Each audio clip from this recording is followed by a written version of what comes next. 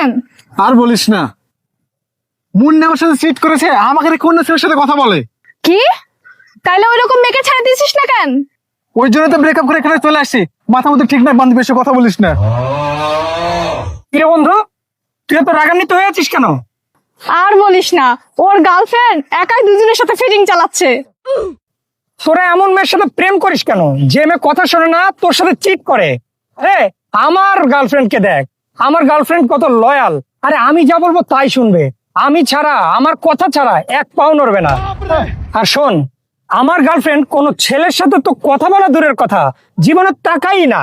হ্যাঁ তাই তো, মেয়ে তো এরকমই হওয়া উচিত। তাই তুই ওর নাম্বারটা দে তো, আমি ওর সাথে কথা বলবো যে তোর সাথে ও কেন এমন করলো। হ্যাঁ হ্যাঁ, দে দে দে।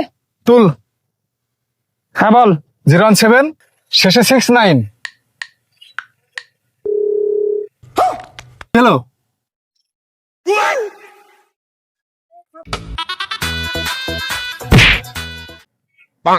Bye, gun.